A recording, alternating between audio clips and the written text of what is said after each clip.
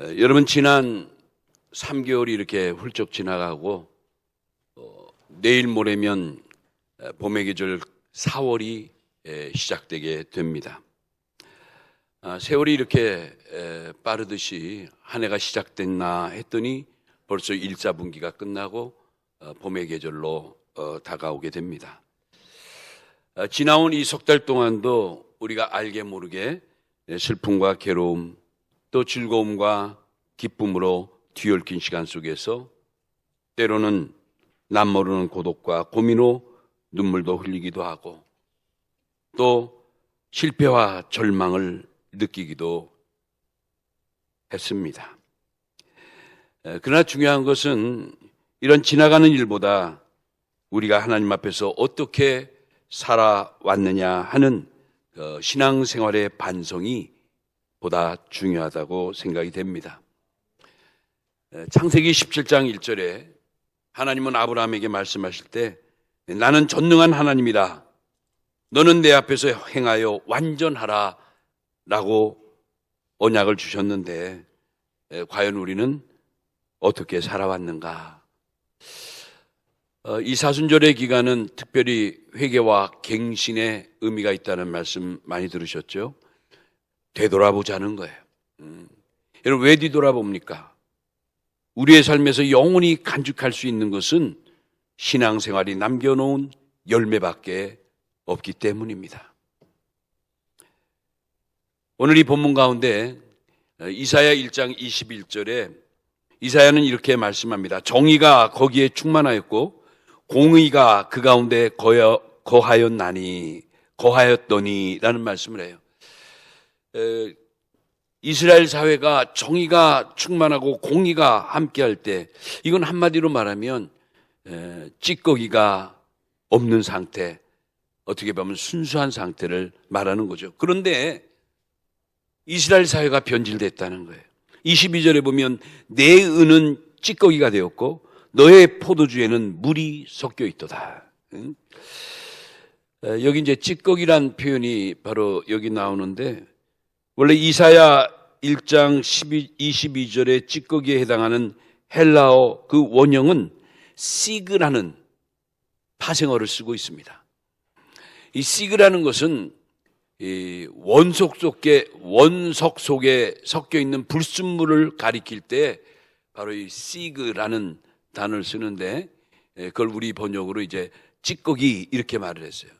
이걸 어떻게 보면 좀 의역으로 생각하면 우리의 인격적 신앙적 순결함을 오염시키는 요소 이걸 가리켜서 좀 비유적이지만 이런 찌꺼기 시그라는 단어를 쓴 거예요. 불순물이라는 거죠. 그런데 여기서는 이 은과 마찬가지로 비유적 의미로 쓰였다는 거죠. 중요한 것은 오늘 본문에 이사야 선지자가 단지 찌꺼기가 묻었다고 말하지 않고 이스라엘 백성이 그냥 무슨 더러운 불순물에 이렇게 잠시 묻어 있는 게 아니라 아예 찌꺼기가 되어 버렸다고 탄식을 하는 거예요. 여러분, 이러한 표현은 하나님의 백성들이 그들의 본래 가치와 정체성을 완전히 상실하였음을 개탄하는 소리 아닙니까? 선지자 이사야는 이것을 마음 아프게 생각하는 거예요. 하나님의 거룩한 백성인 우리 민족이 이런 정말 말로 표현할 수 없는 이런 찌꺼기로 완전히 오염되고 완전히 더럽혀졌다는 거예요. 이제 이사야서 1장 전체는 이런 선지자가 탄식하며 이스라엘 백성들의 회개를 촉구하는 내용으로 되어 있는데 여러분, 신약 성경에 누가복음 13장 6절에서 9절 보면 아주 유명한 예수님의 비유가 나오죠. 무화과 나무 비유예요.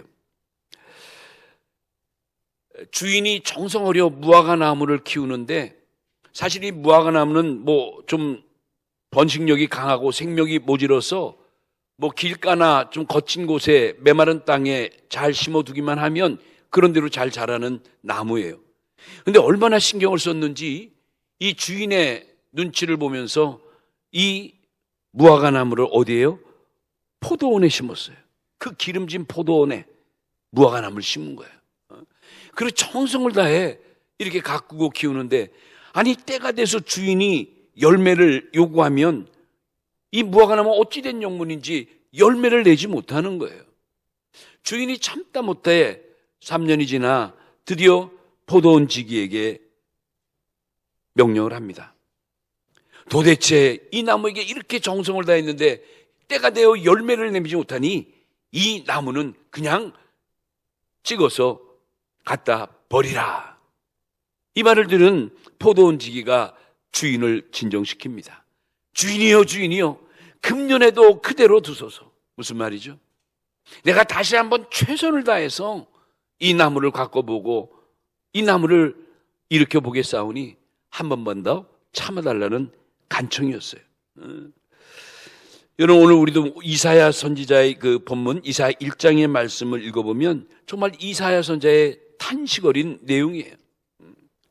저는 오늘 이 말씀으로 우리 모두가 다 도전받는 이 시간이 되길 바랍니다.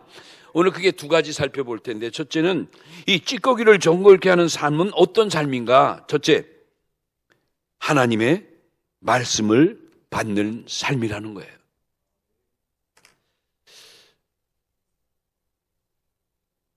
이사야 선지자는 여러분 구약시대 많은 선지자 가운데 4대 선지자 중에 가장 큰 업적을 남긴 선지자입니다.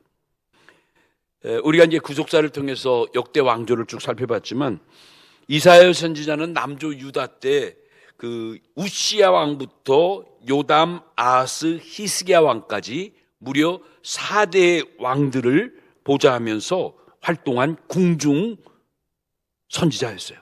오늘날 말하면 어떡할까? 대통령실, 종교 담당, 개신교 같으면 목사님이었다고 말씀드릴 수가 있겠죠. 이 이사야 선지자가 활동할 때가 아모스, 호세아, 여러분 이름 많이 들었죠? 동시대에 같이 사역을 했고, 후기에는 그 미가 선지자라고 있죠. 미가 선지자와 같이 멸망하는 이스라엘 백성들의 앞날을 예언했던 이런 예언자로서 활동했어요. 이사야 선지자가 활동한 게 주전 700년 경이니까 지금으로도 약 2700년 전 선지자예요. 주전 700년 되면 정말 이스라엘이 어두운 때예요. 이미 남조 유다는 바벨론 제국에 넘어갔고 북쪽 이스라엘이 바로 아수르 제국에서 막 멸망당하는 그 직전인데, 이때 이스라엘의 사회는 말 그대로 부자들의 가난한 자들에 대한 압제가 크게 달하게 되고, 특별히 하나님을 믿던 이스라엘 백성들이 우상 숭배와 부도덕적인 죄악이 만연해서 이스라엘 나라 자체가 말 그대로 엄청난 어둠에 뒤싸였던 때인 거예요. 그들이 드리는 모든 제사는 위선과 형식으로 드려지고 이들을 이끌어간 모든 종교 지도자들이 타락하고 참으로 부재했던 비참한 상태였습니다. 이런 참혹한 이스라엘의 사회상을 그 이사야 3장 1절에서 26절 보면, 이사야 3장 1절에 6절 보면 자세히 기록되어 있습니다. 여러분, 이 찌꺼기가 되어버린 자들에게는 분명히 심판의 날이 옵니다. 성경이 우리에게 주는 놀라운 진리요 원리 가운데 하나가 그렇죠. 찌꺼기가 되어버리면 반드시 이에 대한 심판이 따른다는 거예요. 이 땅에 우리의 삶이 결코 무궁하지 않다는 것을 하나님은 가르쳐 주시는 거예요. 이런 면에서 마지막을 기다리는 성도들에게 권면의 말씀을 바로 예수님께서 해 주십니다. 누가복음 21장 36절 같은 데 보면 이런 말씀이 있죠. 이러므로 너희는 장차 올 이 모든 일을 능히 피하고 인자 앞에 서도록 항상 기도하며 깨어 있으라 하시니라. 항상 기도하고 깨어 있으래요. 우리를 찾아오신 주님 앞에 능히 우리가 설 수 있도록 그리 하라는 거예요. 그렇죠. 이런 구약에도 보면요, 잠언 20장 4절 같은데, 잠언 20장 4절에 이런 말씀이 있어요. 게으른 자는 가을에 밭을 갈지 않는 것처럼, 여러분, 여러분과 저도 주신 기회를 다 놓쳐버리고 심판의 날에 가서야 밭을 갈고 씨를 뿌리겠다면 이게 뭐 되는 일입니까? 기회도 매번 주어지는 게 아니라는 거죠. 씨를 뿌릴 때가 있고 열매를 거둘 때가 있고 다 때가 있다는 거예요. 고린도후서 6장 2절 같은데 바울은 뭐라고 말씀합니까? 바로 지금이 구원받을 만한 때요, 바로 지금이 하나님의 은혜에 따라고 말씀하고 있지 않습니까? 여러분, 우리가 사는 길은 딱 한 가지 길입니다. 바로 그 길은 오직 생명의 길로 들어서는 거예요. 여러분, 말씀이 없는 교회는 죽은 교회요, 하나님의 말씀이 없는 성도는 죽은 영혼이라고 이미 야고보 기자는 우리에게 말씀하고 있죠. 또 말씀의 시대도 무궁할 것 같지만 여러분, 뭐라고 예언합니까? 그 구약에 아모스 선지자가 있는데 주전 약 750년 전에 활동했던 선지자예요.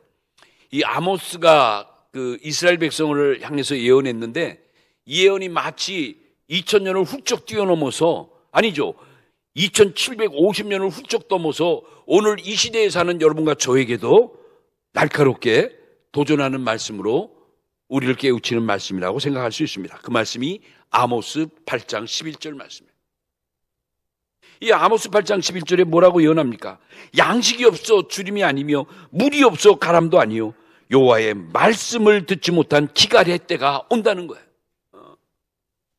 영적 기근의 때가 온다는 거예요. 여러분, 이 말씀이 어쩌면 성령께서 이 아모스 선지자의 눈을 열어서 먼 훗날 2700년 후에 오늘 이 시대, 오늘 우리가 사는 이 시대를 보고 토해낸 하나님의 탄식 아니겠습니까? 이 말씀 볼 때 반드시 말씀의 기근의 때는 온다는 거예요. 저는 여러분 요즘 이렇게 뉴스 보기를 좀 싫어하고 하지만 그래도 뭐 지면이나 또 들리는 말 들어보면 얼마 전 우리나라에 지난주에 우리가 다 같이 합심기도 했지만은 특히 경상북도 중심해가지고 산불이 토초에 일어나고 또 뭐 우리 아랫동네 무주에서까지 또 산불 나고 해서 전국이 산불로 인해서 정말 어수선했던 몇 주간을 지내고 있습니다. 아직도 지리산 국립공원 쪽에는 불이 진압되지 못했다는 안타까운 소식이 있어요. 여러분, 이런 재앙이 우리 한국만이 아니라 우리나라만 아니라 이미 뭐 호주에서도 미국 캘리포니아에서도 아프리카에서도 또 얼마 전에 또 무슨 뭐 미얀마에서 엄청난 지진이 나서 어제 뉴스 보니까 뭐 여파로 태국에 30몇 층 빌딩이 무너져서 수백 명이 매몰돼 있고, 여러분, 이게 무슨 난리예요? 이게 무슨 난리예요? 나라와 나라들은 전쟁을 하고 무슨 뭐 지금 어떻게 돌아가는지 여러분, 살아있는 게 기적 아니에요? 네? 정말 이 지금 살아가는 우리 시대가 너무너무 어떤 빠른 속도로 혼란 속에, 혼돈 속에 빠져들어가는 이런 느낌을 받게 돼요. 여러분, 그런 느낌 안 옵니까? 어떻게 보면 이 시대가 정말 성경이 말씀하는 마지막 시대에 이런 징조가 우리에게 보이는 게 아닌가라는 그런 생각도 들게 되는 거예요. 여러분, 이 시대에 우리가 어떻게 살아가야 됩니까? 하나님의 말씀이 들을 수 없는 영적인 기근의 시대, 기갈의 시대가 온다고 했는데 그 시대가 바로 지금 이 시대 아닙니까? 우리 주님 오실 때 이런 사회적인 많은 민족이 민족을, 전쟁이 전쟁을, 모든 재앙이 여기저기서 들고 일어나듯이 임한다는 이 세계가 혹시 우리가 사는 이 시대가 아닌가, 이런 생각도 들어요. 여러분, 이럴 때 우리가 어떻게 됩니까? 바로 하나님 앞에 나가야 되는데 뭘 가지고요? 하나님의 말씀을 가지고 나가야 한다는 거예요. 이 말씀이 호세아서에 있어요. 호세아 14장 1절에서 2절. 호세아 14장 1절에서 2절 보면, 이스라엘아, 내 하나님 여호와께 돌아오라. 내가 불의함으로 말미암아 엎드려졌느니라. 너는 말씀을 가지고 내게 오라는 거예요. 하나님께로 돌아오라는 거예요.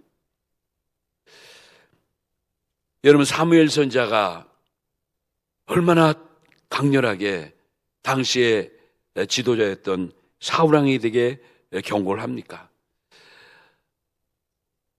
사무엘 선지자가 그렇게 정성 어려 좀 피토하듯이 이스라엘 나라의 앞날을 보면서 당시의 초대 왕인 사울 왕에 대해서 참 여러 가지 많은 권면을 해줬어요. 그런데 사울 왕은 결국 선지자의 권면을 듣지 않고 자기 생각대로 판단해서 자기를 합리화시키고 결국은 어떡하죠? 비참한 최후를 맞게 돼요. 이게 이제 사무엘상 15장 사건 아닙니까? 뿐만 아니죠. 위대한 엘리야 선지자 때나 미가야 선지자 때 이 선지자들의 경고를 무시했던 바로 그 유명한 아하방. 그 아하방이 얼마나 비참하게 죽어요. 그의 아내 이세벨과 더불어 차마 입으로 표현하기조차 힘든 정도로 그의 온몸이 다 찢어 발라지고, 이세벨은 창밖으로 내어 던진 바다 온몸이 터져나갈 때 지나가는 개들이 그 왕후의 핏자국을 핥아먹는, 참 이 성경에 보면 정말 너무 이렇게 리얼하게 이렇게 표현되는 거 볼 때 그 어떤 비참한 죽음을 이야기하는 거 아닙니까? 에레미야 선지자 때는 그렇게 눈물로 경고를 했어도 이를 무시했던 이스라엘 백성들은 결국 바벨론에 침략당해서 70년 동안 그 머나먼 바벨론 땅에 가서 포로 생활하는 이런 아픔을 우리는 기억을 해야 합니다. 여러분, 우리가 하나님의 말씀을 듣지 않고 또 들어도 무심하게 살아가다 보면 우리의 삶에도 언제 끝날이 닥칠지 모른다는 이 엄연한 사실을 우리는 잊어서는 안 된다는 겁니다. 이 마지막 시대에 우리 모두 하나님의 말씀을 가지고 돌아갈 준비를 해야 된다는 거예요. 여러분, 준비된 말씀, 준비하고 있는 말씀이 있습니까? 내 신앙이 말씀대로 행하고 있습니까? 두 번째, 이 찌꺼기를 정결케 하는 삶을 살아가면 어떻게 되느냐? 참 예배를 회복하는 삶을 살아야 한다는 거예요. 참 예배를 회복해야 된다는 거죠. 우리 교회가 금년도 2025년도 교회 지표로 세운 말씀 여러분 잘 아시죠? 우리 매월 기도 제목 때마다 첫 번째 나오는 게 금년도 교회 지표인데, 우리 교회는 금년에 정결하고 거룩한 산 예배를 드리는 교회로 정해서 특히 정결과 거룩을 준비하고 특별히 산 예배를 강조하면서 바로 역동적인 예배, 살아있는 예배를 회복하자고 금년 안에 힘차게 기도하고 살아가는 거예요. 여러분, 구약 시대에도 보면요, 신앙의 부흥 시대의 특징이 뭐냐면 어떤 왕조든지 어떤 선지자든지 그 시대에 정말 신앙이 부흥할 때는 첫째, 모든 제사가 성스럽고 장엄한 의식 가운데 은혜와 영감이 풍성한 제사를 드리게 됩니다. 대단하죠. 그런데 세월이 지나고 시간이 지남에 따라서 어떻게 되죠? 이스라엘 민족의 믿음이, 신앙이 점점 변질돼 갔어요. 마침내 이사야 선지자에 와서는 그 참 예배의 정신을 찾아볼 수가 없었다는 거죠. 그들은 철저히 외식과 형식으로 가득한 거짓 제사로 일관했다는 거예요. 하나님이 얼마나 마음이 아픈지 그들이 그렇게 나름대로 형식적으로 열심히 제사를 치르는 것 같고 대단하게 의식을 일으킨 것 같지만 하나님은 그들의 제사에 얼굴을 들지 않으셨어요. 외면하셨어요. 여러분, 이 신앙의 부흥은 다른 데 있지 않습니다. 산 예배를 드리는데 바로 신앙의 부흥이 있는 줄로 믿습니다. 그래서 예배가 중요한 거예요. 예배가 은혜롭고 예배가 충만하고 예배가 뜨거우면 그 교회는, 그 공동체는 부흥하는 거예요. 그래서 우리 교회가 그런 면에서 우리도 산 예배를 회복하자고 금년에 이렇게 외치고 있는 거 아닙니까? 여러분, 교회의 사명 중에 가장 큰 사명은 하나님께 진정으로 예배드리는 것입니다. 그런데 예배가 점점 형식적으로 흘러가고 예배가 점점 외식화된다면 하나님이 얼마나 안타까워하겠어요. 여러분, 이 시간에 하나 꼭 들으세요. 진정한 예배는 적어도 3가지 마음이 있어야 한다. 몇 가지 마음이요? 다음과 같은 3가지 마음이 꼭 있어야 돼요. 첫째는 뵙고자 하는 마음이 있어야 돼요. 교회 머리가 되시고 우리의 구주가 되신 주님을 만나길, 하나님을 만나길 간절히 바라고 원하는 뵙고자 하는 마음이 있어야 된다. 여러분 오늘 이 아침에 나오실 때도 참으로 우리가 뵙고자 하는 마음 가지고 교회 달려 나오십니까? 두 번째, 듣고자 하는 마음이 있어야 돼요. 오늘도 하나님께서 준비하신 허락된 말씀이 선포될 때인데 이 예배를 통해서 나에게 어떤 말씀이 역사하고 어떤 은혜가 기다리고 있을까? 여러분 듣고자 하는 마음, 간절한 마음을 가지고 나와야 된다는 거예요. 에이, 오늘 목사님 매일 좋은 말씀 하시지 성경 말씀이 설교 말씀이 안 좋은 거 있어? 그렇게 막연하게 생각하면 안 되는 거예요. 오늘 선포되는 말씀이 바로 나를 위해서 말씀이 직접 전달하는 자의 입술을 통해서 나에게 들려온다는 믿음을 가지고 받을 때 말씀이 실감 있고 역동성이 있고 믿는 대로 내 안에서 역사하는 거 아닙니까? 세 번째 마음이 바치고자 하는 마음이 있어야 돼요. 바치고자 하는 마음. 여러분 예배는 내 마음과 정성과 모든 것을 드리는 것이에요. 여러분 잘못 생각하면 안 돼요. 교회는 내가 드리는 곳이지 받는 곳이 아니에요. 신앙이 좀 어리고 아직도 좀 미숙할 때야 교회가 어떻게 하죠? 많은 새로운 가족들 또는 사람들에게 우리 예전에 교회가 처음 저 어릴 때 초등학교 유치원 다닐 때 우리 동네 많은 교회들이 있는데 교회들이 다 뭐 했죠? 우리 어린이들이 오면 연필도 주고 그 당시엔 먹을 게 좀 부족하니까 따뜻한 우유를 끓여서 우유를 다 제공하고 빵 한 쪽도 주고 또 부활절이나 성탄절에 가면 노트도 주고 막 이랬죠. 그래서 우리가 생각할 때 교회는 뭔가 받아오는 곳, 받는 곳 이런 이미지가 있는 것 같지만 여러분 사실 그렇지 않죠. 여러분 영어로 예배를 뭐라고 말하죠? 주일 예배를 영어로 뭐라고 그래요? Sunday Service라고 그래요. 서비스. 여러분 서비스가 뭐예요? 서비스의 동사가 serve라는 동사예요. 저 가게는 참 서비스가 좋아. 이 업체는 참 서비스. 이 서비스라는 게 그 서브라는 게 뭐냐면 섬기다, 드리다, 봉사하다 이런 뜻이에요. 가장 중요한 뜻이 드리다는 의미예요. 예배는 드리는 것이에요. 그래서 영어에도 예배를 서비스라는 단어를 써요. 여러분 교회 와서 드리려 합니까? 받으려 합니까? 저는 교회 오면 모든 성도들이 기본적인 정신이 군인의 기본이 차렷 하면 시작되는 것처럼 그렇죠. 교회 생활의 기본 정신은 드림이에요. 드림. 그러니까 여러분 가능하면 교회 와서는 자꾸 이렇게 뭔가 가져가고 뭔가 이렇게 그런 것보다도 교회는 기본 자세가 뭐 하는 것이다? 드림의 자세라. 드림의 자세. 교회가 더 풍성하고 내 믿음이 더 성숙한 믿음이 되기 위해서는 드림의 정신으로 충만해져야 될 줄로 믿습니다. 이런 정신이 있어야 돼요.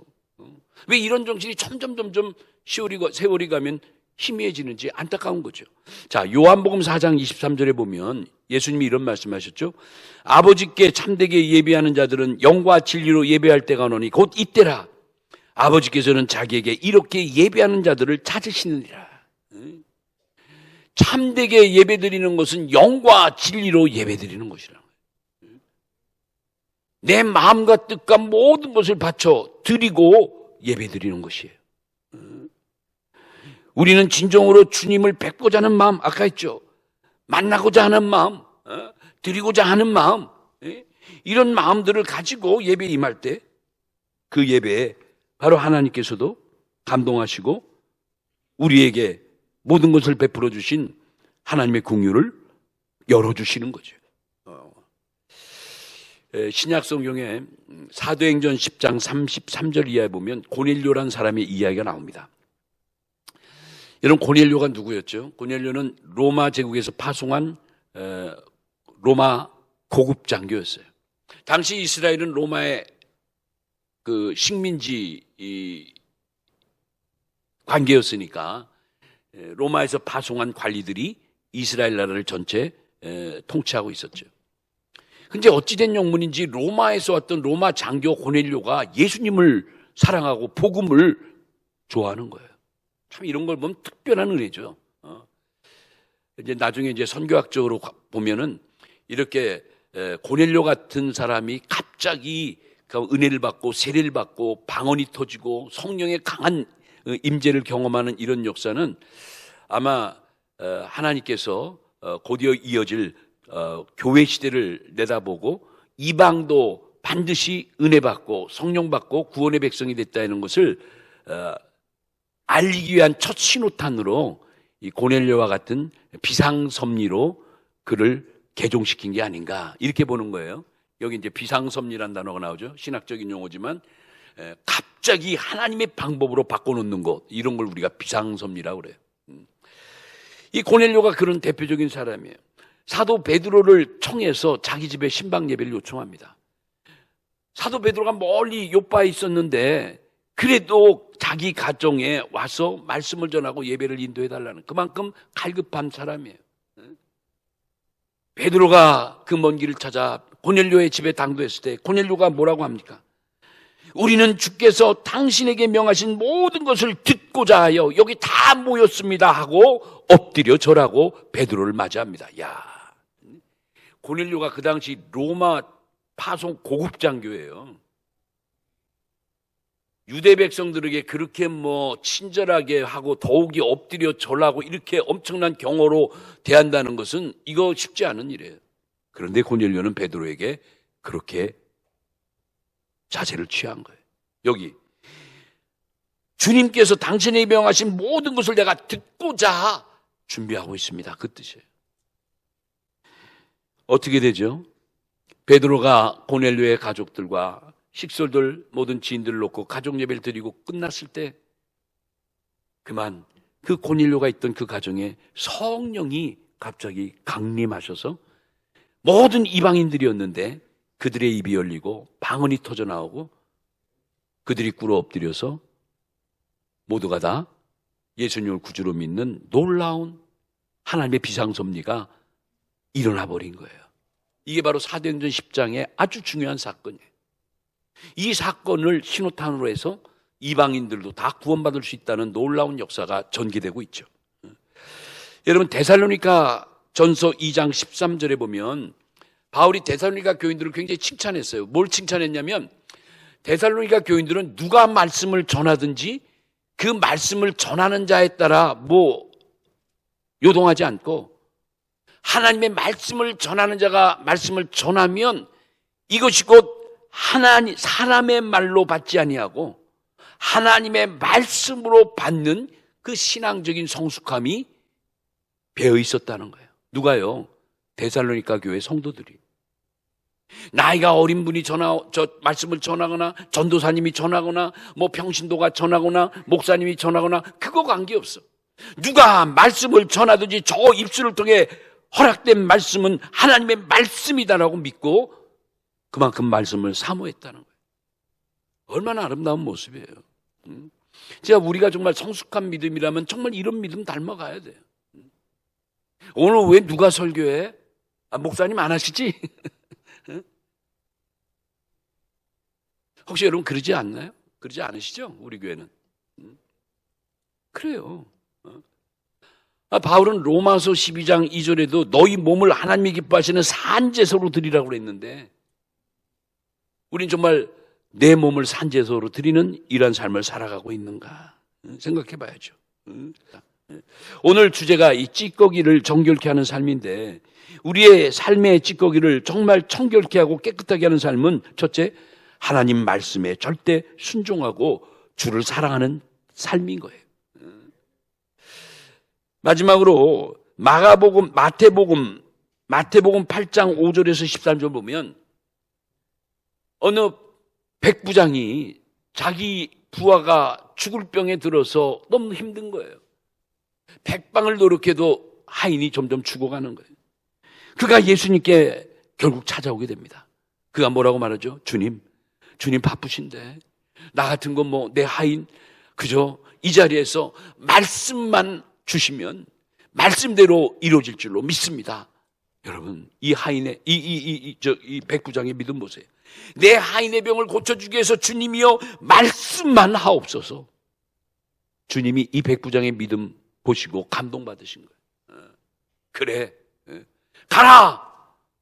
내 믿음대로 되리라 선포하시자마자 그 시로 그 아인이 병에서 나음을 입은 줄로 믿습니다. 이 말씀이 마태복음 8장 5절 13절에 나와요. 간절히 구했더니 능력의 말씀을 보내가지고 말씀이 위경해서 그 병든 아인을 고쳐내 주신 거예요. 여러분도 그런 믿음 가져요. 우리도 내 멀리 있는 아들이, 내 멀리 있는 딸이 나하고 지금 당장 달려갈 수 없는 곳에 있는 이런 여러 가지 환경 속에 있을 때요, 여러분 당황하지 마요. 말씀은 시공을 초월하니까, 하나님은 전지전능하신 분이니까 중요한 건 뭐냐? 주를 바라보는 간절한 믿음이 중요한 거예요. 여러분도 그렇게 믿고 늘 기도 그렇게 하세요. 할 수 있으면 뭐 달려가서 기도도 하지만 그럴 수 없을 때는 백부장의 믿음처럼 여러분 급할 땐 교회 전화하세요. 어떻게 하죠? 시골에 있고 외국에 있는데 그럼 어떻게 해요? 같이 기도하면서 성령께서 그때 주시는 말씀 가지고 그래가지고 프린트 만들어가지고 보내드리잖아요. 카톡으로. 받으신 분들이 있죠? 아마방의 성도님 지금 금방 이 말씀으로 전해드립니다 해서 제가 성경 구절 4개 5개 해가지고 막 보내드려요.